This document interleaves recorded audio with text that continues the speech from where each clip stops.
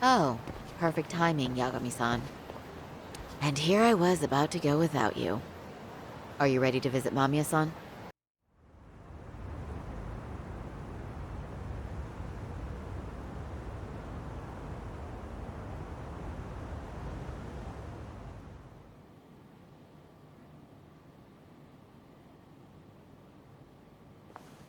Remember, we're speaking to a victim here, Yagami-san.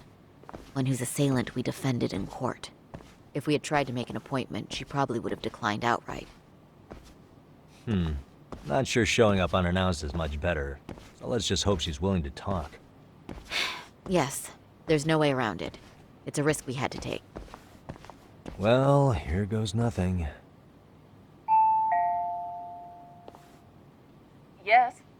I'm Shirasaki from the Genda Law Office, the attorney for Mr. Akihiro Ehara. You may remember me from the hearings. Why are you here? Don't you know it's rude to show up at someone's door uninvited?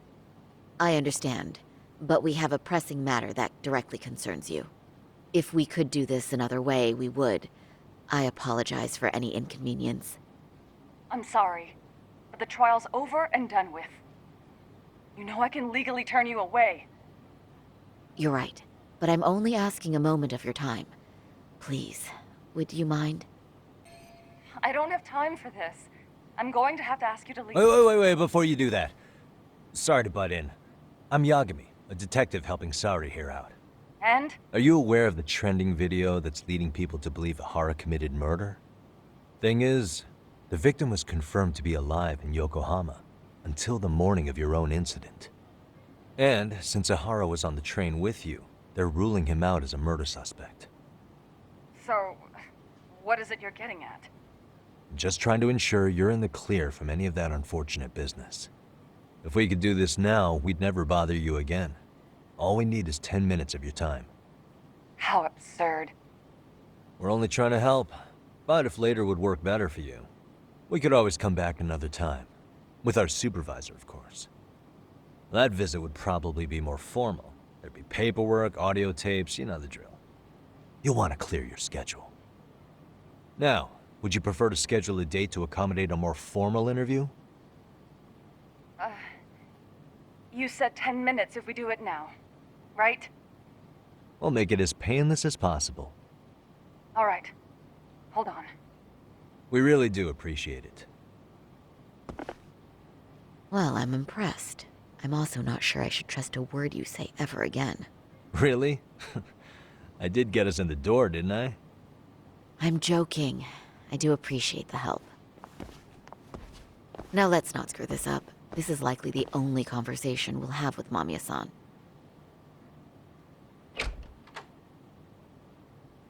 Hello. Hi there. Hi. Again, we apologize for the intrusion.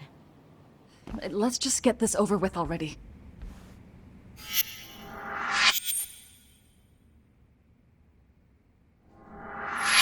Okay, bye-bye.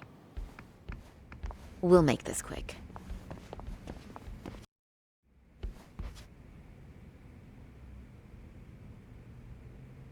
So, talk. I've already told the police and the court everything they could want to know about that morning. I'm sorry to put you through this again, but would you mind going over those details with us? What else is left to discuss? Would you mind walking us through that day from the beginning? It's nothing so mysterious. I was just on my way to work when some man grabbed my butt. That's all it was. Nothing else was out of the ordinary that day? Moving along. On that day, you and Ehara-san boarded the train bound for Ikebukuro, correct? Had you ever seen the man before then? No. At least not that I can recall. How many times must I go over this? Your lawyer friend here already knows everything I have to say. What do you gain by getting me to repeat things? That's the thing. Yagami-san here is a specialist. He can take whatever you repeat, analyze it, and draw up an entirely new conclusion. Right? Of course. That's exactly why I'm here.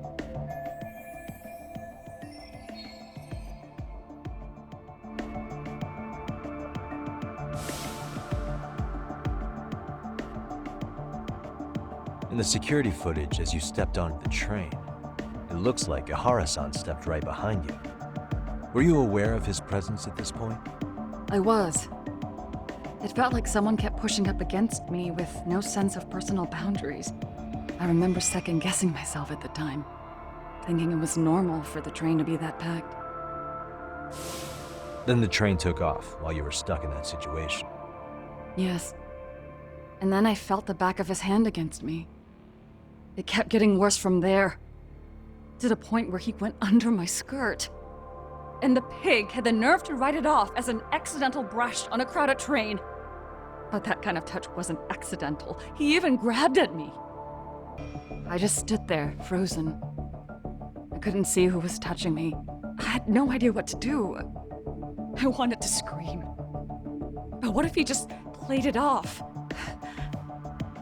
So I decided I would bear it till the next station. Are you okay, Mommy? I'm fine, sweetie. We're just having a bit of grown-up talk. Are you hungry? Uh-huh. Then go read your book and wait over there for Mommy. We're almost done.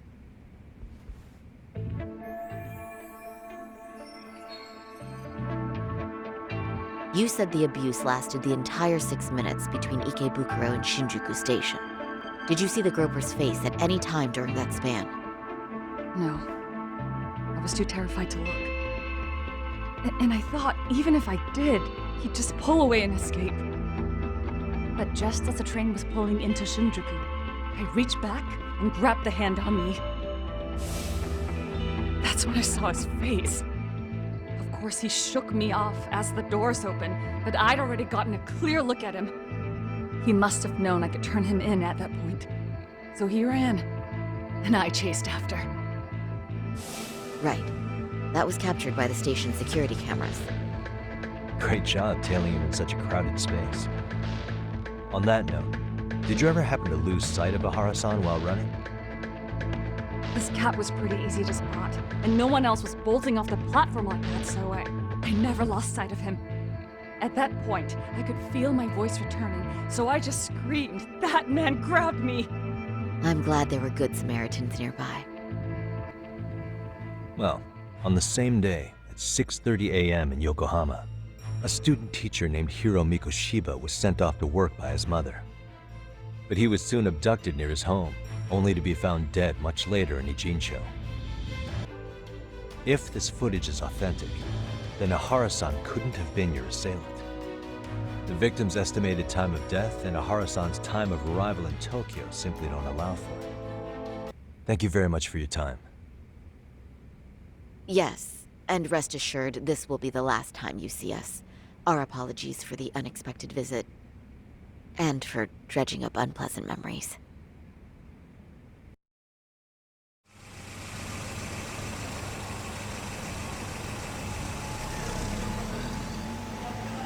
I'd like to report Mamiya-san's account to the rest of the team. Can I count on you to be there? Sure. Let me give Kaito-san a heads up. All right. So, the victim's story is completely in line with her court testimony, huh? That's correct. There wasn't anything new to pick up. Unfortunately. In which case, should we look into the murder video instead? Like, figure out how they made it? Let's not get ahead of ourselves here. Whether that tape's fake or real, someone had to put it online, right? Do we have any theories on who that might be? Well, the footage showed enough of the surroundings to make the crime scene clear. As somebody who's been there, I can confirm that the blood splotches match what you see in the footage. Which means the murderer's accomplices have to be the ones who posted it for him. Yeah, I can't see it any other way. I also agree with Yagami-san. But in that case, what would their motive be? Maybe they wanted to make a mockery of the police, or even the whole system. Huh? Diagram of the Shinjuku Station platform. Yeah. Oh, wait! That's it! You could be onto something. There's a point where Ihara wasn't on camera at all. What is this point you speak of? Let's all go over the diagram so that everything will be clear. Here's what I want you to see. It's very brief, but there's a moment where Ihara and Mamiya-san can't be seen by the security cameras. The dotted lines on the arrow represent the camera's blind spot. It does appear so. So you're saying this is where the groper, the fake Ihara, traded places with the real one? Can't say it's impossible, right? Right. Except if that actually happened, Mamiya-san would have been right behind them at the time. Could the two really swap places without her noticing? In a crowd like that, I think it's feasible. Good point. Not only that, if Mamiya-san had called for help while the train was still moving, then the first Ihara would have been caught before even reaching the platform. Oh, I mean, yeah! Called it. Think about it, Yagami-san. What if everything, including the appearance of leaving the plan to chance, was part of the plan? Can you expound on that? I know this won't go over well, but what if Mamiya was colluding with Ihara all along? Huh? Bear with me. Let's say Mamiya was in on this, and knew about the imposter in advance. If that's the case, the swap could happen right in front of her and no one but the three of them would know. You're saying the victim of a groping conspired with her assailant beforehand? That's ridiculous! They can trade places in the blind spot with impunity. Conversely, if Mamiya wasn't in on the plan, the idea of a swap would never work. We can say with certainty that she would have seen the swap, so... She could have even called attention to the real Ihara the moment he stepped in. That way, the people around her would be focused on chasing the correct assailant. The rest is as we know it. They caught Ihara and detained him until the police showed up. Hold that thought. If your theory is accurate, what about Ihara's trace evidence? Remember that fibers of the victim's underwear were detected on his hand. Well, that can also be explained by Mamiya being in on the plan. For example, while the stand-in was showing himself at the security cameras, Mamiya could have easily provided Ihara access to a pair of underwear at the same time. Maybe the stand-in loitered around for so long because he was letting everyone else get themselves in place. It's not impossible. What info do we have on Mamiya anyway? Maybe we can spot a connection to Ihara through her profile. I'll pull her information. Just a second. Huh. Met her husband on the job, apparently. Her husband, Taichi Mamiya, is an industrial designer at Techno Zeta Inc. 6 years ago, she gave birth to their only son, Sota-kun, who's now in first grade. Hold on. You said she went to Kurakawa Academy? I heard that name in Ijincho. If I recall correctly, that's not where Tsukuma went, was it? Before, closing himself off to the world? When I went to scope out the murder scene, there were these 3 guys watching the detectives and me. They told us they were just checking things out, but they mentioned they're Kurakawa grads too. You have any ID on you? Will my license work? Kake-san, age 30. Akaike-san, age 30. Mami is 30 as well. What's that got to do with anything? Aren't we trying to find a connection between Mamiya and Ihara? I found the Kurakawa Academy website. Looks like they're pretty prestigious.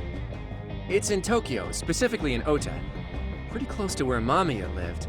Oh, What? the girls there get such cute uniforms. You little... You want to start all over from the bar exam? Wait, I've seen that uniform before too, actually. Where? On an old picture of a teacher at Seiryo High, Sawa-sensei. Ihara's son had confided in her. Is she actually a Kurakawa grad too? I don't know Sawa-sensei's exact age, but she could well be 30. Maybe all of them are even classmates. Could this mean they're actually linked? The victim and her up to now unrelated assailant?